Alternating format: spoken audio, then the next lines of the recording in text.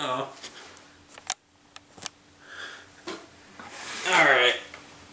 So we've been looking at Halls of Montezuma. And you know, for all my grousing throughout the play of the I actually think that I'd rather enjoy this quite a bit if given a little bit of time with it. Similarly to some of the other CDGs that I've seen that maybe I didn't take too bright away. I'm thinking things like 30 Years War that I kind of groused about because the rules in this are an absolute mess. And maybe the living rules are better. They certainly can't be much worse.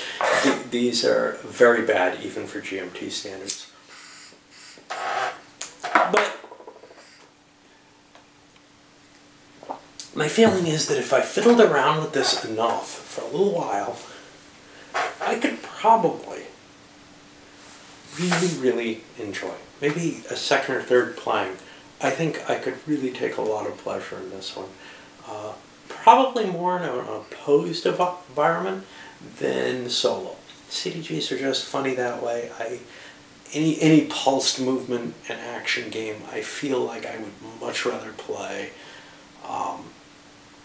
opposed than I would solitaire. There's something kind of fun, although it is still annoying there, about sitting there watching your opponent getting ready with that card or whatever they have planned. But all the same, even solitaire, I think I'd enjoy playing around with it a lot more than maybe shows in my videos. And why? Well, when I say I am likely to enjoy a game, first of all, anybody who's at all reasonable probably ought to see that as a big red flag. Because one of the things is the amount of luck in this sucker. I actually really like that. I think maybe it goes a little overboard with the end of turn rolls, but they mix things up so much. They make it so hard to actually really point down and say, I've got to do this to win. I like things like that. I like mechanisms like that. I groused about it a lot because it does disturb me all the same.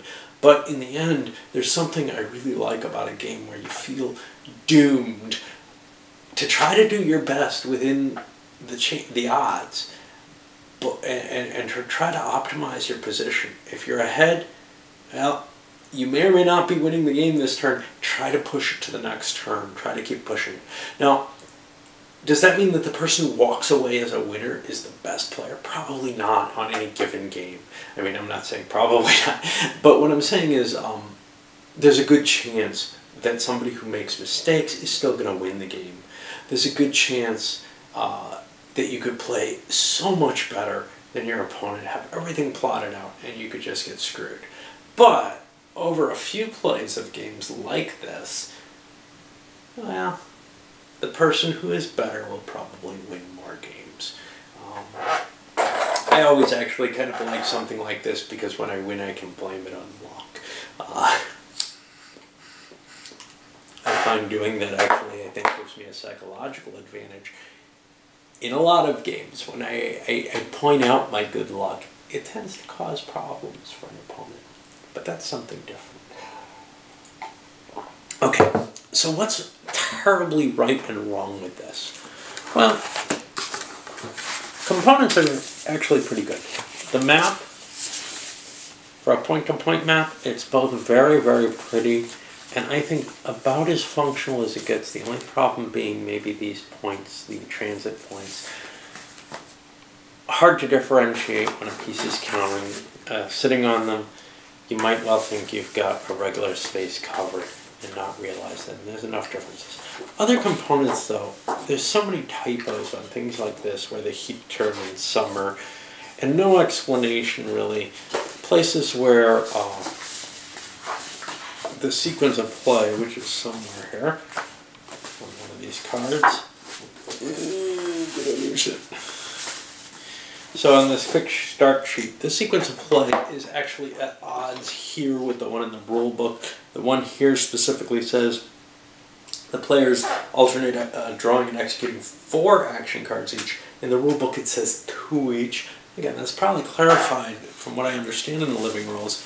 But you know, it's kind of nice to have somebody do some spot checking on things and make sure that everything makes sense. There used to be a tendency to send out an almost finished copy for the blind testing. Maybe just the immediate pre-production. And if something failed as badly as this certainly would, for a big company, maybe GMT's never going to be that big, but for Avalon, he'll say, or for an SPI big release as opposed to a magazine release, there was a certain cadence taken to make sure things were done well before they actually went to the printing presses. And that doesn't feel like it's the case these days. Now, the stuff that went to the magazine all too often was just chopped crap and S&Ts. All right, so that's probably the biggest single complaint to the game, is the rulebook is absolutely atrocious, and there's not much you can do about that. The cards are reasonably nice. There's this clever idea with the action cards,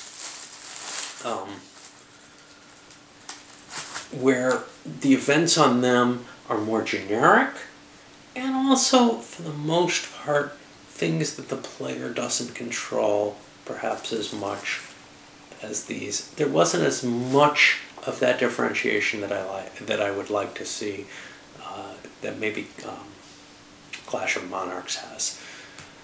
But the cute little activation thing, where you get this random amount of movement points based on the card. Necessary? Not? I don't know. I don't know how much value there is putting this on a card instead of a table. You know, is drawing a card that much easier than rolling it down? It's a little easier, I think, in general. But shuffling a deck of cards is a bit of a tedious event. Of course, that does guarantee that every turn you get this full deck reshuffled at a kind of small cost. You know, you're able to have these additional random cards in here, and maybe it speeds play up a little bit by adding them instead of having a die roll there. And it justifies having so many events, which overall then is a good thing. The actual ops event system, a little bit, I don't know, on the less flexible side. Something like Here I Stand has the most flexible, where you can kind of use your points all over the place. Well, with this generally, in a lot of cases you have cards that are just too big for the purpose that you have at hand. You don't get anything else out of them.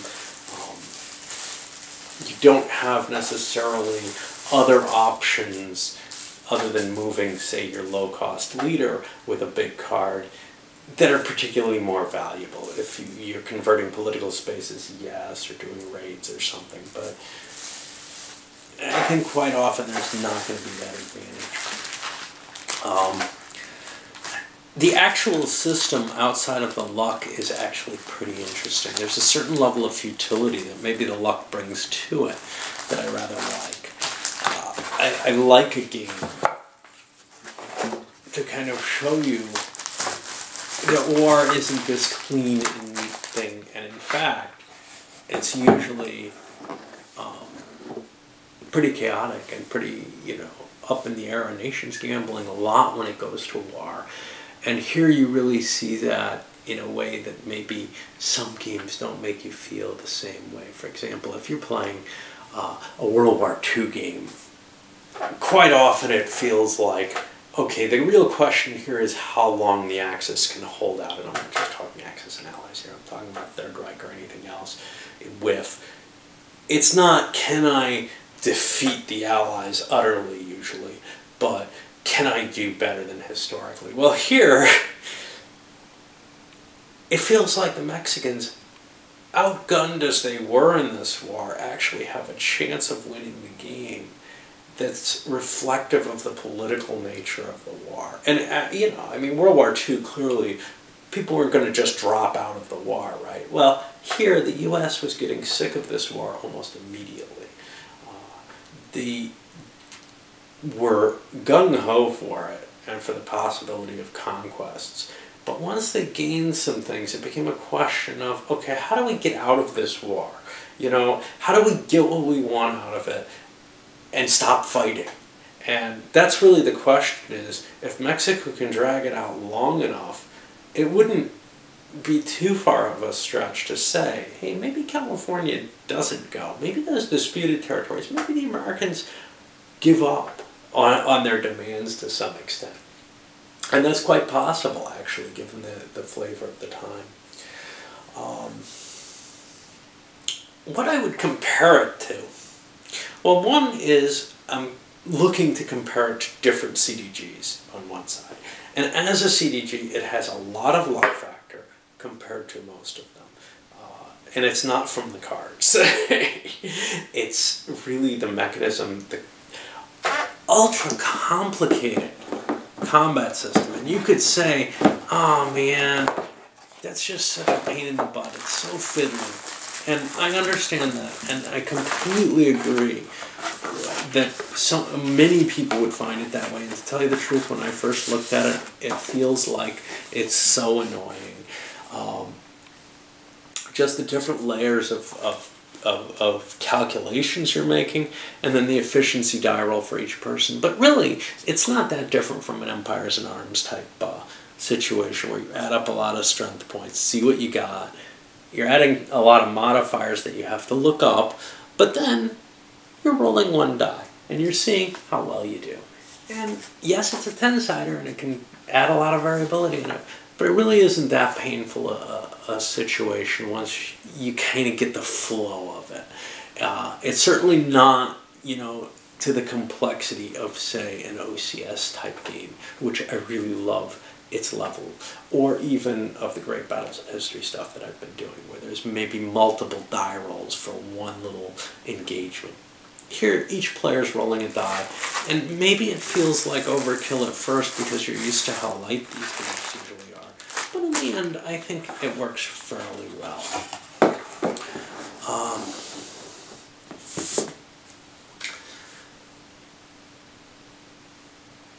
I would put it in that same sort of realm with a lot of the ones that I kind of feel like I would really like if I could pay a lot of attention to them. And I'm talking here the 30 Years' War, Clash of Monarchs. I've given them more shots, though.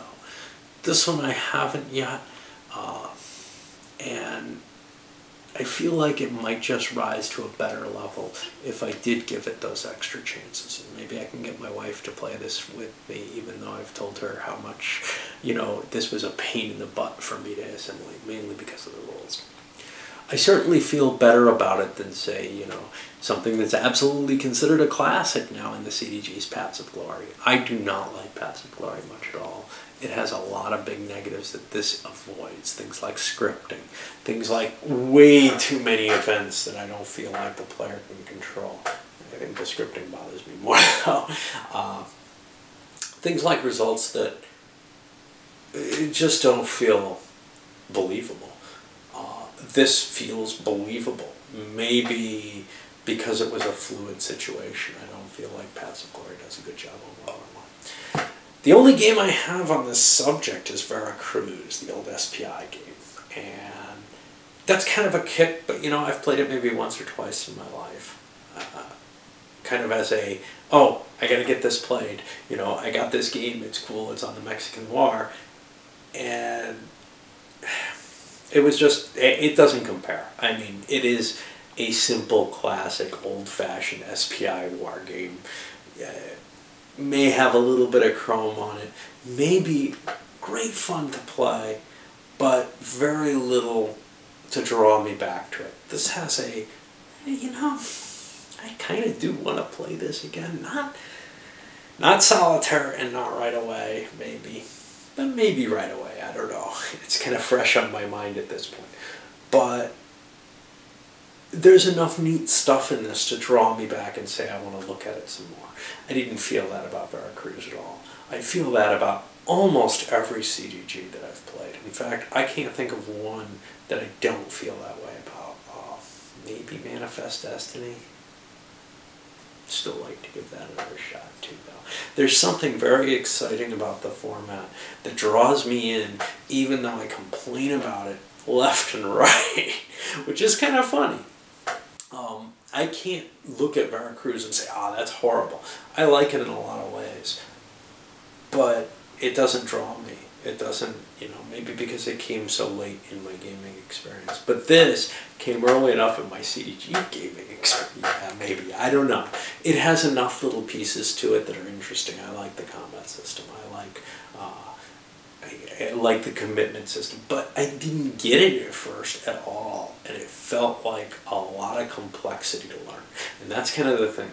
The first time you play this game, you're probably going to feel like I do and say, what the hell am I playing this for? After that, you might find there is something interesting here. I can make some interesting decisions. I can understand it well enough to play it and kind of get what I'm doing. Anyway, I doubt that it will be reprinted because it's got such a negative response overall. It's a pity because it is an interesting subject, and I think there's a fairly interesting game here, but they screwed up so badly on the rules. And then it's got these other negatives, the big luck factor, really big luck factor. That maybe this is one that kind of is as best as it's going to get for it.